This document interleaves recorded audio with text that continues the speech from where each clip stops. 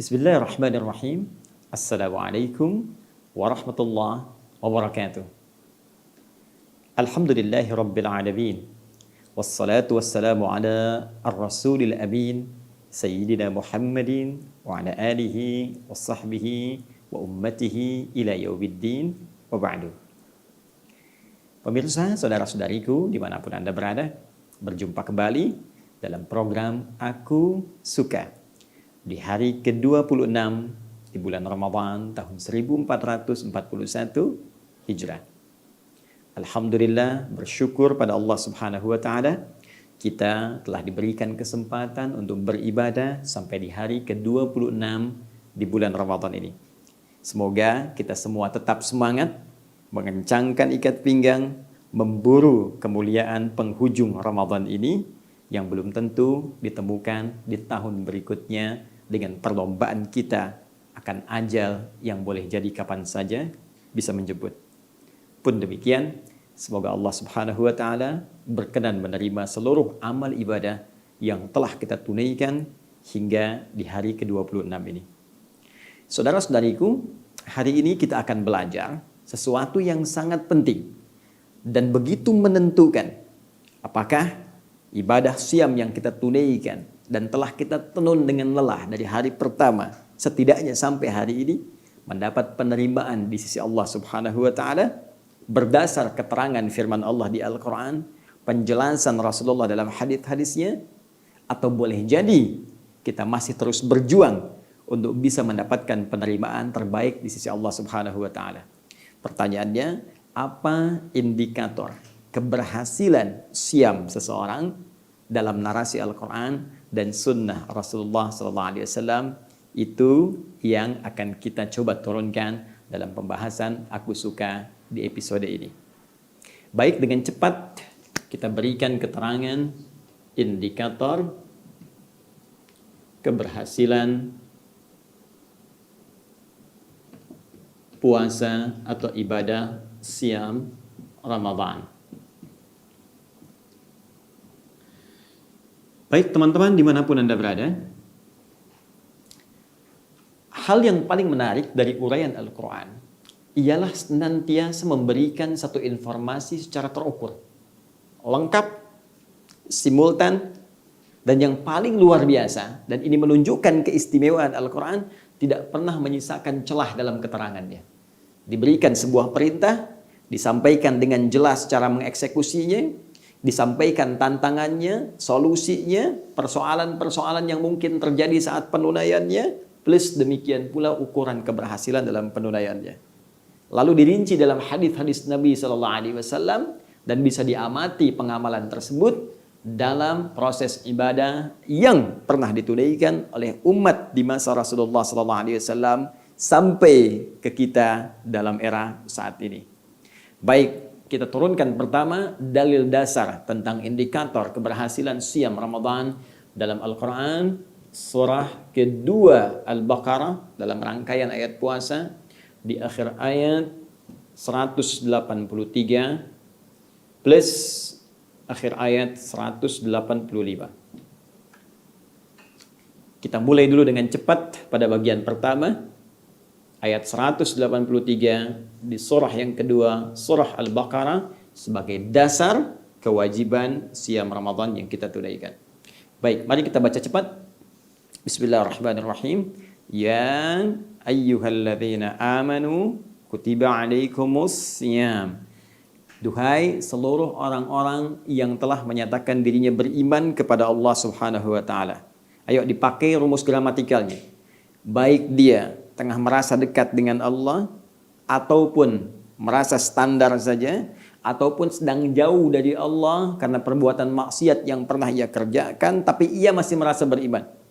Maka dipanggil dengan huruf yang sama, ya. Ayyuha, aku tegaskan kepadamu, aku ingatkan, hei seluruh pemilik iman tanpa kecuali.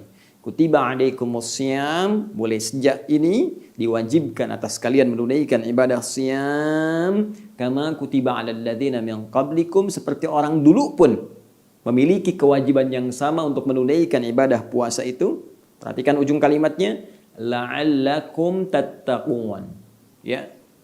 La'allakum tattaqun. Kita pernah elaborasi ini dalam edisi yang sangat lampau dan sekarang kita pertajam turunannya. Tattaqun. Perhatikan baik-baik. Tattaqun. Apa tujuan dari ibadah siam Ramadan saat diperintahkan itu? Kata Allah, tidak ada yang lain kecuali puncaknya agar kalian bisa meningkatkan takwa kepada Allah Subhanahu wa taala. Baik. Kita akan fokus sejenak pada kalimat ini, takwa. Yang diungkapkan dengan kata tattaqun disebutkan setidaknya 19 kali dalam Al-Quran. Disebutkan 19 kali dalam Al-Quran. Kata tattaqun. Teman-teman sekalian, umumnya dalam terjemahan, kalimat ini selalu diterjemahkan dengan satu makna, takwa. Agar kalian bisa meningkatkan takwa, agar takwa kalian bisa meningkat. Intinya mengerucut pada kalimat apa? Takwa. Nah, sekarang untuk menemukan pemahaman takwa ini, yang dalam bahasa Arab dituliskan seperti ini, at-taqwa. Ya, bahkan nanti dalam narasi Al-Quran pun kita temukan kalimat ini. Ya, misal kita lihat di Al-Quran surah kedua Al-Baqarah ayat 197 ketika Allah menyampaikan keterangan tentang ibadah haji. Ya, al-hajju ashhurum ma'lumat faman farada fihinna al-hajja fala rafatha wala fusuqa wala jidala fil hajj. Wa ma taf'alu min khairin ya'lamuhu Allah wa tazawwadu fa inna khairaz zadit taqwa. Dituliskan kalimatnya seperti ini, at-taqwa. Ya, jadi kalau kita tuliskan takwa ini dalam tulisan Latin, termasuk dibaca dalam bahasa Indonesia, ini padanannya dalam bahasa Arab. At-taqwa dituliskan seperti ini. Baik, sekarang kita turunkan dengan pertanyaan terlebih dahulu. Kenapa Allah tidak mengatakan begini? La'allakum tahsuluna 'ala taqwa. Ya, dengan puasa itu diharapkan kalian mendapatkan takwa. Langsung kalimatnya menggunakan ini. Kenapa bentuknya menggunakan seperti ini? Bentuk fi'il mudhari' dan berbentuk jama' menunjuk kepada objeknya. Ya, tattaqun ada waw dan nun rumus cepatnya, ya. Langsung menunjuk pada al-af'alul khamsah, ya, 5 khusus terkait dengan fi'il, ya. Alamatnya thubutun nun, tetapnya nun di akhir tidak berubah. Ini menunjukkan salah satunya makna jama'. Wawnya jama', teman-teman sekalian, secara singkat. Ya, kalau ingin cepat, kalau ada un di ujungnya bentuknya jama'. Untuk menemukan rahasia itu, kita harus turunkan dasar derivasinya dengan pendekatan ilmu sharaf. Dan untuk menemukan ini, kita akan cari dengan pendekatan ilmu lughah. Mari kita terapkan kaidah ilmunya. Saya turunkan dulu ini, tattaqun bentuknya begini. Tattaqun. Bismillah. Tattaquna. Demikian. Asal katanya terambil dari kata ittaqa. Seperti ini. Ittaqa. Ini infinitifnya. Kata kerja asalnya fi'il madhi'nya. Kalau kita derivasikan, kita tasrif ya dengan kaidah ilmu sharaf, ittaqa yattaqi. Ya, tattaqi tattaqun. Seperti ini. Ittaqa yattaqi tattaqi, karena kata kerja, ya, kata kerja menunjuk pada yang kedua, engkau, kamu, maka menggunakan tattaqi ditambah waw dan un dengan nun di ujungnya menjadi tattaqun begini. Belum selesai. Ittaqa ini pun kalau kita gali lagi dari dasar kata yang menjadi akarnya, ya. Akarnya kita teruskan, sharafnya kita perdalam lagi, nanti kita terapkan kaidah ilmu bahasanya. Ini berasal dari akar kata waqa asalnya. Waqa yaqi wiqayatan, ya, waqa demikian. Lalu mendapatkan penambahan alif plus ta. Demikian. Asalnya waqa ditambah dengan ini alif plus ta. Kalau kita rumuskan, sabar sedikit ya, sabar sedikit. Saya mempelajari ini lebih daripada 25 tahun. Ya, Anda cuma 25 menit menyimak ini, ya, saya harap bisa bersabar, insya Allah mendapatkan hasil yang manfaat. Waqa ditambah alif dan ta, maka menjadi begini, hamzah, waw, ta, qaf, alif. Ya. Yutaqa, seperti ini. Yutaqa. Ya, wazan ifta'ala. Perhatikan baik-baik. Yutaqa. Maka untuk menyingkat, ya, diidghamkan, disatukan wawunya ke ta seperti ini, maka dibuang ini, teman-teman. Maka ditandai dengan tasydid menjadi begini. Ittaqa. Ya, ittaqa yattaqi. Kembali ke sini. Ya, ittaqa yattaqi. Saya urai kembali. Kalimat tattaqun dasarnya dari kata tattaqi ditambah un menjadi tattaqun. Kata tattaqi dasarnya dari kata ittaqa. Kata ittaqa asalnya dari kata waqa. Kata waqa ditambah alif dan ta menjadi yutaqa. Alif yang diletakkan di awal di sini, kemudian ta'nya diletakkan di pertengahan, ya, setelah huruf waw, yutaqa. Kemudian disatukan waw ke sini ditandai dengan tasydid menjadi ittaqa. Apa pentingnya saya jelaskan ini? Sekarang fokus baik-baik. Akar kata dari kalimat ini, akar yang paling utamanya waqa, yang berarti penjagaan, pemeliharaan, perisai. Penjagaan, pemeliharaan, perisai.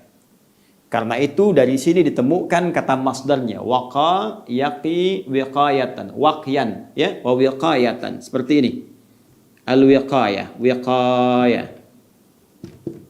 yang berarti perisai, penjagaan, pemeliharaan. Ada peribahasa dalam bahasa Arab mengatakan al-wiqayatu khairum minal ilaj. Mencegah, merawat, menjaga lebih baik daripada mengobati. Ya, al-wiqayah. Fokus baik-baik.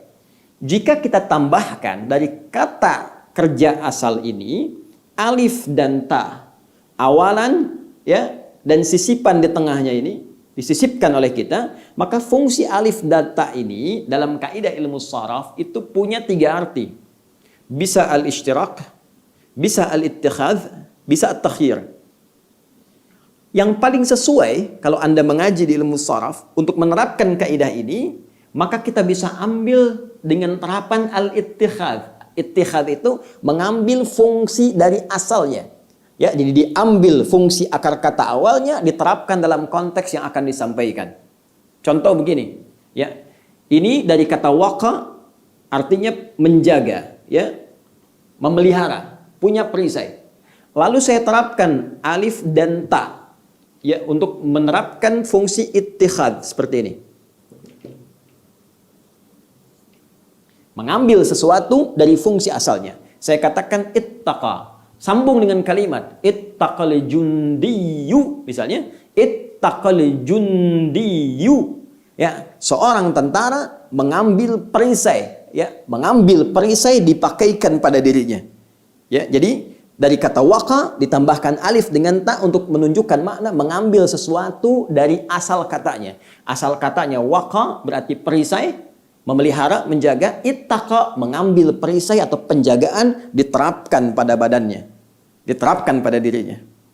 Nah, dari kata ini, kalau sudah kita paham asal katanya, kita jadikan ke dalam bentuk kata kerja kedua, ya, setelah itu dibentuk jamak. Waqa dari wiqayah, perisai, penjaga, pemelihara. Ittaqa mengambil perisai untuk dikenakan, untuk dijaga, ya, untuk jadikan pemeliharaan dalam diri kita.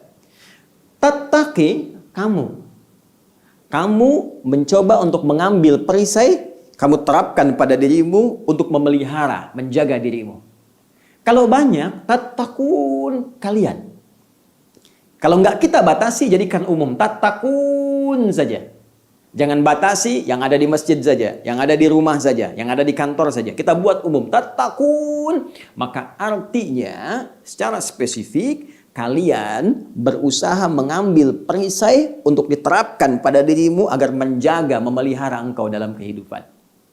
Nah, maka kalau kita ingin tarik kalimat ini, teman-teman sekalian, kepada konteks ayat puasa, seakan-akan ada isyarat menunjukkan kepada kita, orang yang menunaikan puasa itu ketika diperintahkan oleh Allah, tujuan utamanya adalah la'allakum tattaqun, diharapkan dengan latihan puasa itu dia bisa mengambil perisai, ya, mengambil sebuah penjaga, diterapkan pada dirinya seperti ia saat berlatih menunaikan puasa itu untuk memelihara diri dari perbuatan yang dilarang oleh Allah Subhanahu wa taala. Yang paling menarik, perisai ini diisyaratkan oleh Nabi.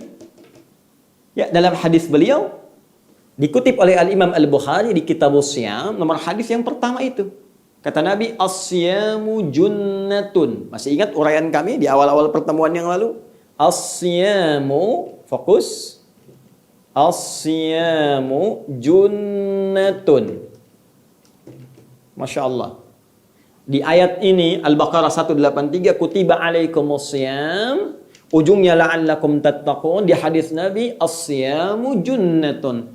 Kata Nabi, kalau puasamu benar, maka puasa itu akan melahirkan perisai, yang perisai ini akan melindungi kamu, menjaga kamu, memelihara engkau dari segala perbuatan maksiat yang tidak disukai oleh Allah Subhanahu wa taala. Bukankah saat puasa kita benar-benar berlatih untuk mendapatkan perisai itu? Coba silahkan cek. Ya, saat ini kan kita sedang puasa, ada dorongan untuk berdusta, tiba-tiba mental, nggak mau sedang puasa. Ya kan? Ada dorongan untuk melihat maksiat, nggak mau sedang puasa. Ya kan? Ada dorongan tangan untuk berlaku yang kotor, nulis status yang tidak baik, bikin hoax, nulis celaan kepada orang.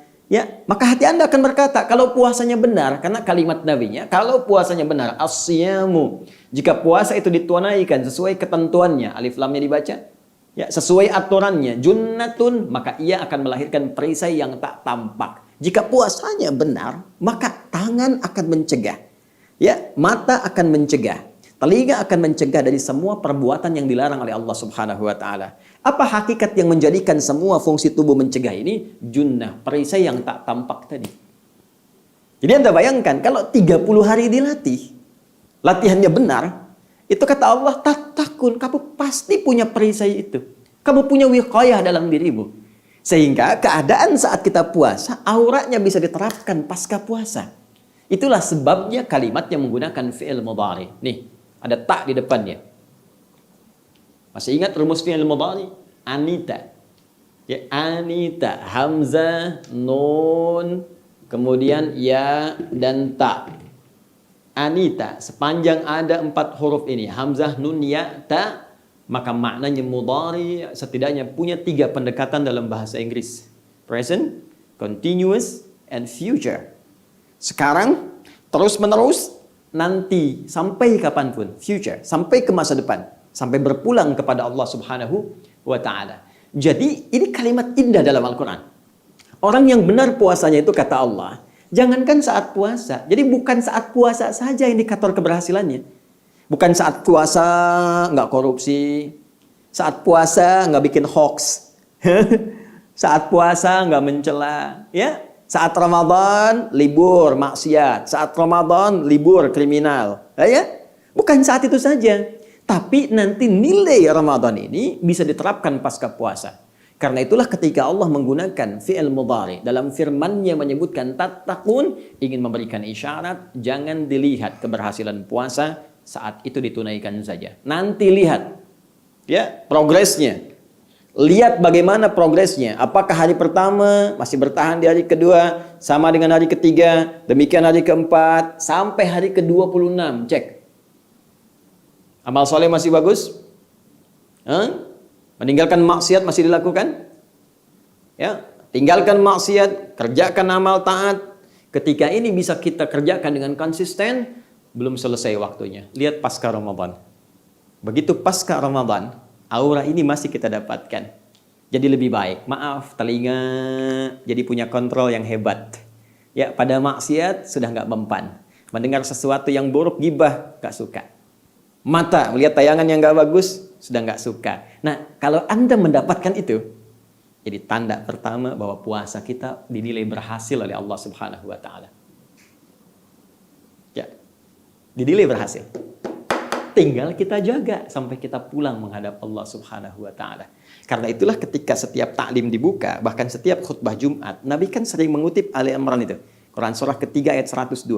Ya ayyuhalladzina amanu taqullah, takwa lagi. Hai orang-orang beriman, tingkatkan takwamu kepada Allah haqqa tuqatih, dengan cara yang benar. Pakai perisainya dengan benar. Supaya jaga maksiat selama hidup, jangan kerjakan maksiat. Jauhi. Kamu punya perisai. Baik, wala tamutunna illa wa antum muslimun. Jangan sampai nanti kamu wafat. Artinya jaga sampai kamu wafat. Jangan sampai wafat kecuali menjadi muslim yang menyerahkan diri sepenuhnya kepada Allah. Muslim yang benar. Apa ciri muslim yang benar? Tadi takwa. Dia bisa menahan dirinya dari segala yang dilarang. Bagaimana bisa mendapatkan semua itu dengan perisai yang hebat tadi? Menjalankan siam dengan cara yang benar. Ini poinnya. Karena itu, jangan heran ketika ada ulama mendefinisikan meningkatkan takwa, di antara definisinya meninggalkan segala yang dilarang oleh Allah Subhanahu wa taala. Masih ingat? Baik. Kalau sudah paham sampai sini, jadi satu, ya, indikator keberhasilan puasa seseorang bisa dilihat dari sejauh mana dia mendapatkan perisai yang memelihara dirinya dari segala perbuatan maksiat yang dilarang oleh Allah Subhanahu wa taala, dan itu diungkapkan dengan kalimat ini, la'allakum tattaqun. Satu, sudah kita tuntaskan indikator keberhasilan siam Ramadan, diraihnya perisai takwa oleh seorang yang berpuasa yang menjaga dirinya dari perbuatan maksiat. Baik, sekarang kita buat ya persamaan terbalik. Lawan. Teman-teman sekalian, bukankah Allah menciptakan segala hal di alam ini berpasangan? Ya, dan untuk memberikan bukti kepada kita hanya Allah yang tak punya pasangan. Ini bisa ditemukan dalam Al-Quran surah ke-51. Adz-Dzariyat ayat 49. Wa min kulli syai'in khalaqna zawjaini la'allakum tadhakkarun. Dan segala hal aku ciptakan berpasangan supaya kalian sadar, ingat, mengerti hanya Allah yang tidak punya pasangan. Karena itu Allah menyifati dirinya dengan ahad. Ya. Quran surah ke-112 ayat pertama, qul huwallahu ahad. Hanya Allah yang esa, satu-satunya, tidak ada duanya, tidak ada sekutu, tidak ada pasangan baginya. Makhluk berbeda. Karena itu lawan dari makhluk Khaliq. Allah menyebut dirinya dengan Khaliq. Buka Quran surah ke-15 ayat ke-28. Wa idz qala rabbuka lil malaikati inni khaliq. Dan ingatlah, pelajari ketika Rabbmu Muhammad SAW berfirman, menyampaikan pada semua malaikat dan sebagian jin yang ada pada saat itu. Saya, kata Allah, Khaliq, saya pencipta. Kita makhluk. Ya, karena makhluk, masuklah dalam hukum tadi di sini. Ya, ada pasangan. Manusia, ada laki-laki, ada perempuan. Hewan, ada jantan, ada betina. Tumbuhan, ada benang sari, ada putih. Ya, nuansa alam, ada siang, ada malam. Ada gelap, ada terang. Baik, demikian sifat. Ada baik, pasti ada lawannya buruk. Nih. Ada soleh, ada salah. Kalau kita mau turunkan, baik, tetap ada lawan juga. Turunan dari baik ini, ada jujur misalnya, teman-teman sekalian. Ada lawannya juga, dusta. Ya. Anda mau katakan, tidak ada dusta di antara kita, tetap dusta akan ditemukan. Dan pasangannya apa? Jujur. Dusta diciptakan untuk menjadi katalis supaya jujur itu nampak. Baik, sabar di sini. Ya, di sini ada marah yang tidak terkontrol. Ya. Di sini ada rendah hati misalnya, di sini ada sombong, selalu berpasangan. Nah, sekarang kembalikan pada kaidah tadi. Karena orang puasa dan puasanya benar ditunaikan memiliki perisai ini, dan perisai ini bisa menghambat maksiat yang datang, tolak. Sehingga pelaku maksiat itu tidak punya peluang, teman-teman sekalian, untuk bisa menembus ini. Perbuatan maksiat, ya, bisikan maksiat, sifat dan sikap maksiat tidak akan bisa menembus orang yang taat yang memiliki perisai takwa.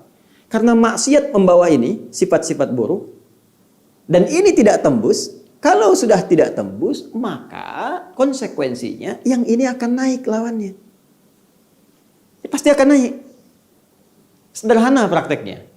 Kalau kita mau turunkan begini, Orang kalau ingin jadi orang baik, sederhana kaidah Qurannya, tinggalkan perbuatan buruk. Bukankah kalau nggak ada dusta, artinya tinggal jujurnya? Bukankah kalau tidak ada marah, artinya tinggal sabarnya? Ya, prakteknya juga sangat bisa kita analisis.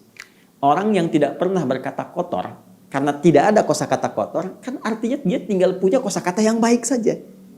Karena itu orang-orang baik, kenapa nggak sanggup berkata kotor? Karena nggak punya kosakata kotor. Sebaliknya, orang yang kata-katanya kotor, kenapa keluar kotor? Karena pulsa kebaikannya nggak ada. Kuotanya habis. Dia belum isi pulsa lagi, isi pulsa kebaikannya belum muncul, sehingga nggak keluar. Ya, mohon maaf nih, kalangan golongan tertentu misalnya yang senantiasa berbuat maksiat, tindakannya kasar, kan susah berkata yang baik. Karena nggak punya cadangan, nggak punya stok kebaikan. Sebaliknya, kiai, ulama, habib, ustadz, susah berkata yang kotor karena banyak yang baiknya. Sehingga yang kotornya itu nggak keluar.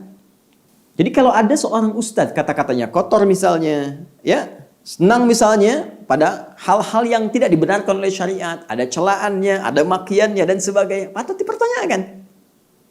Nah karena itu kita kembalikan ke sini, kaidah ini teman-teman, secara singkat, kalau yang buruknya sudah hilang, maka yang baiknya akan naik ke permukaan.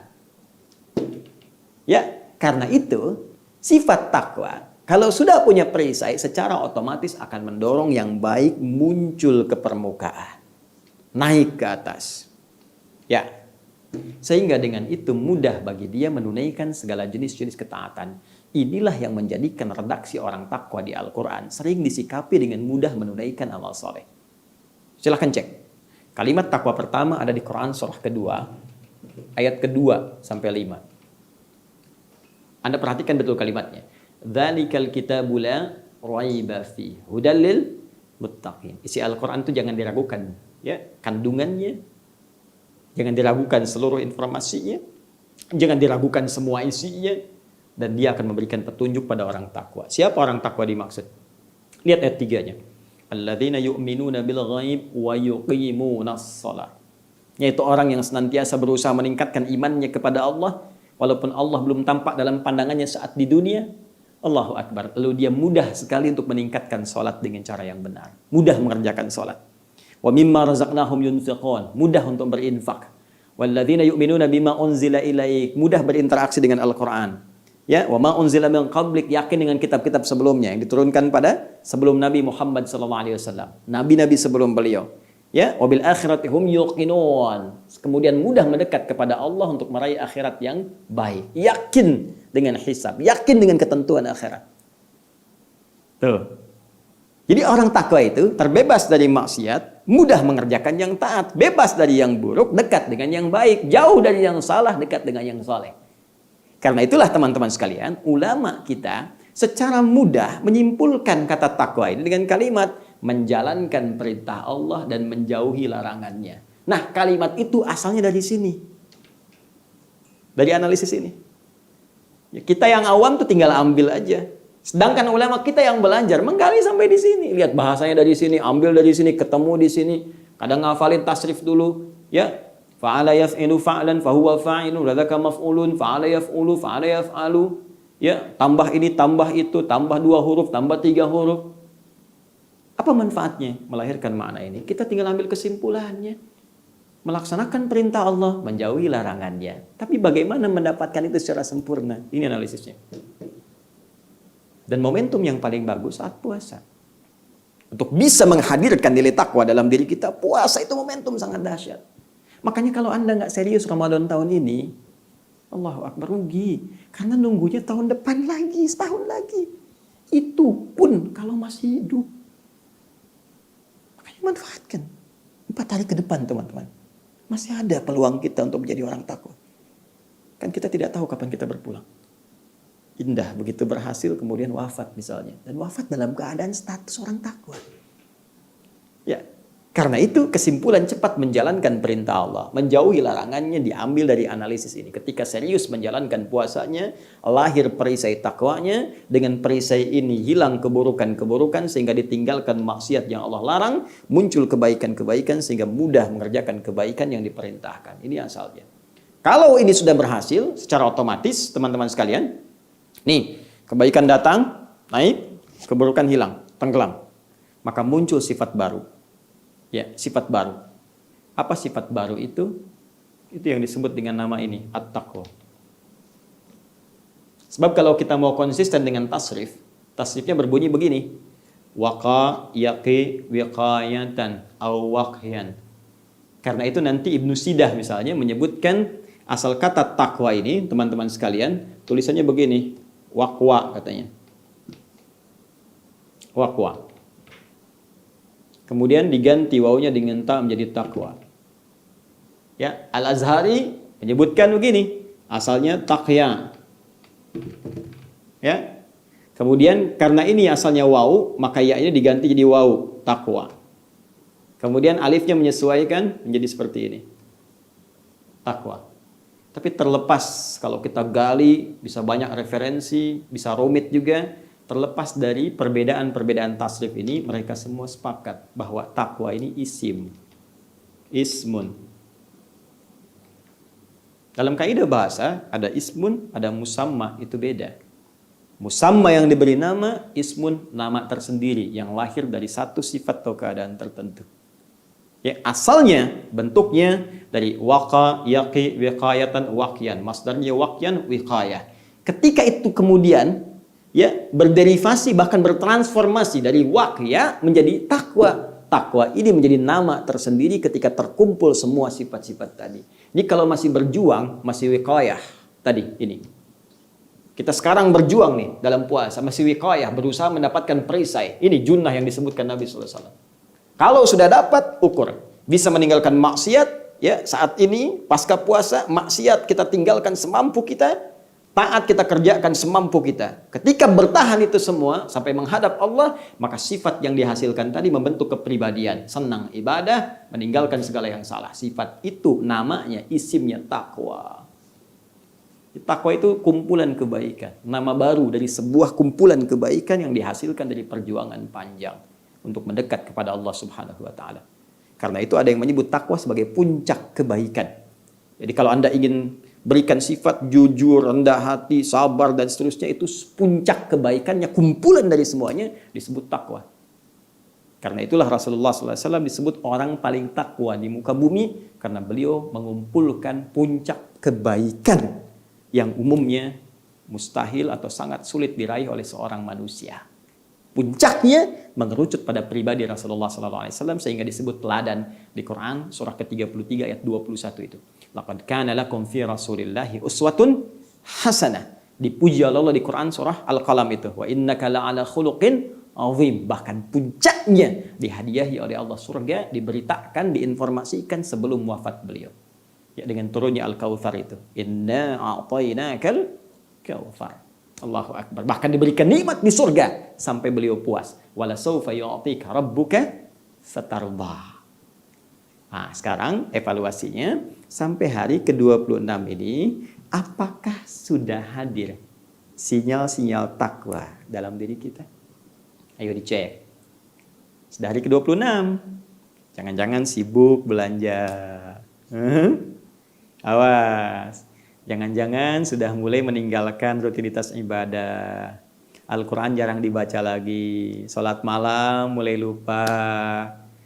Tilawah mulai sepi. Padahal dengan kondisi apa lagi Allah harus mengatur kita supaya fokus ibadah. Sekarang di luar dibatasi.